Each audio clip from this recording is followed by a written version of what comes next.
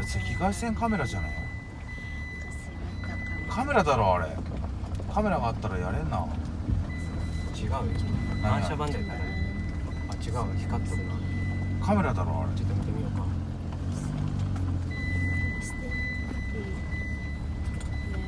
違うよ。何？ Reflector lang.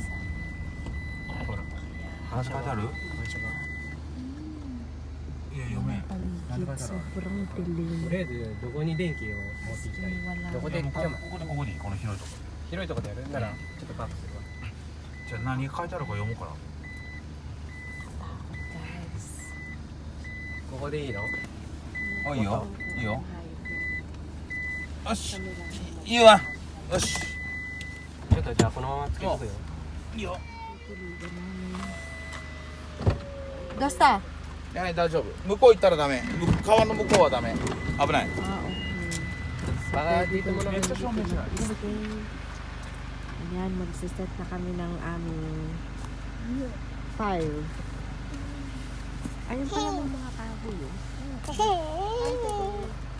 Ayan, may mga kahoy. Mamulot ka na ng kahoy. Para makapagpa-apoy na tayo. Pagpainit. Nalamig ka? Hindi. Natatakot yan. Si Yuan lang ang dito. Hi! Hi, bebe. Ewan na walang alam.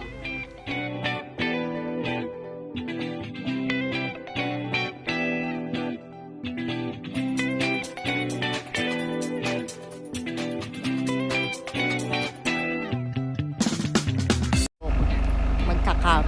Gagawa na po kami ng tent. Dito kami kakain. Eto, kahit sinisipon ako, okay lang kasi para masaya naman. Mangunguha lang kami ng kahoy. Watch lang kayo dyan, guys.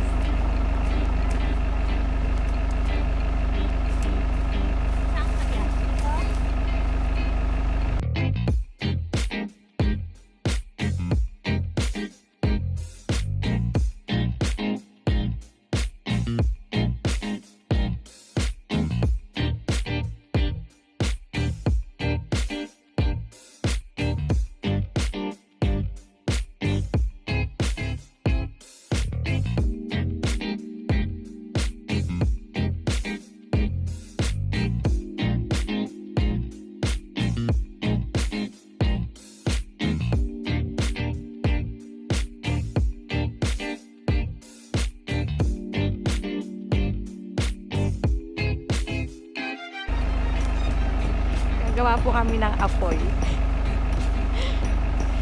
First time namin itong gawin. Mula nung pumunta akong Japan for 20 years ko dito, first time kami kakamp dito sa bundok. Kami lang tao dito, napakadilim. Kaya kailangan namin ng ilaw ng sasakyan. Ayan, gawa kaming apoy. いけるって。 Ayan,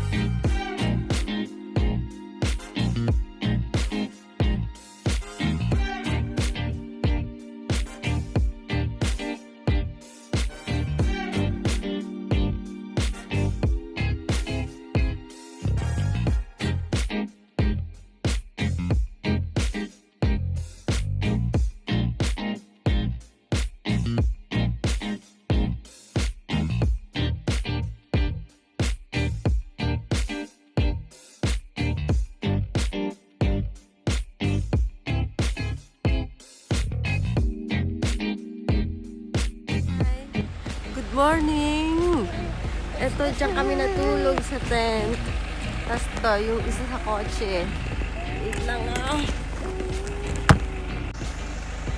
Yan. Lamig at madilim pa rin sa paligid. Yan. Ay, wait lang. So, eto madilim pa rin. Anong oras? Time check. Anong oras na ba? Wait lang. Ayan. Dilim, tas ang lamig. Kami palang apo ang gising. Kaya mamaya magluluto ulit kami ng almusal. A few moments later. Good morning! Ito pangit boses ko kasi may sipon. Ito yung paligid ng binasanto namin. Ay, pagpaliwanag.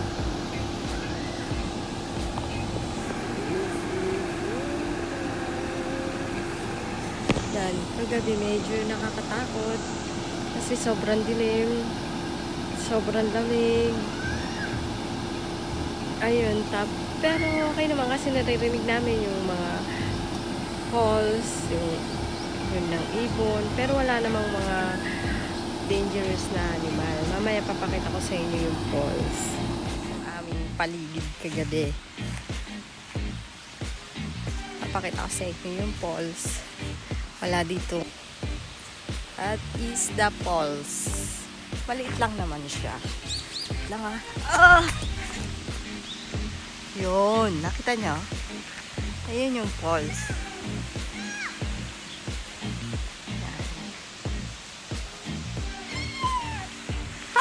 Abunay! You want?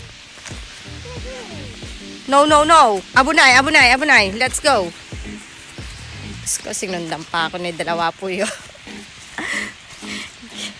Paparingas kami kasi init kami tubig. Tapos luluto ako ng yakisoba. Yan. Ito yung bonfire namin kagabi.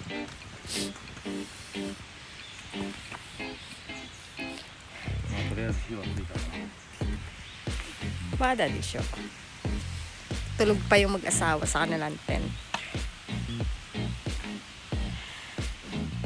I'm cooking yakisoba. Yay! Sweetened. Pipito ako ng itlog ah. Saan ka magpiprito? Diyan na lang. O, wala na Okay, dito. Oh, dyan na lang. Japanese noodles. Parang, Laki yung nakukuha. parang pansit canton. Paano mo kaya ako? Para may silita. Yan, oh. Yan. Oh, nagluluto po siya. Ay, ikaw na na rin. Nagluluto po siya, pero talagang hindi niya pinaghirapan yan. Naglagay lang siya na naglagay dyan. Pero pinaghirapan niya ang paghahalo. Ayan. Ano po masasabi niya ngayon? Nagluluto po ka ng yakisoba? I'm happy to cook yakisoba para sa family ko kasi syempre ako ang nanay kaya kailangan ako ang magluto. Pakita mo kaya yung mga nagtutulog-tulugan. Ayan, yun ang mga previous na nilito niya. Proud na proud po siya dyan. Yan. Sa pan na yan. Ngayon, papasok po tayo sa bahay ni Kuya. Hoy, maiibi ka na. Ah. NANI?! Si Papa din pala nakapasok dito sa kwarto. Ay, Ohio. Ay, Ohio. Ohio. Hirokon, Ohio. Hoy. Sugashi na. Ay. Kita mo yung buong paligid. Ayun, makikita po natin. Tignan niyo po, parang awa niya. Ayan, parang, ayan. Pag diniretso niya, merong ginger doon and then nandoon yung balls. Dito kami sa gitna ng bundok. May falls din doon. Maganda pa itapa, no? Yung mga dahon. May mga kulit. Scrambled egg, nilagyan niya ng gatas, syoko-syo. Yan. Then, just mix it. Just well. mix it well, then, okay. Okay na, pwede na. Pakain na sa mga... No! Not yet.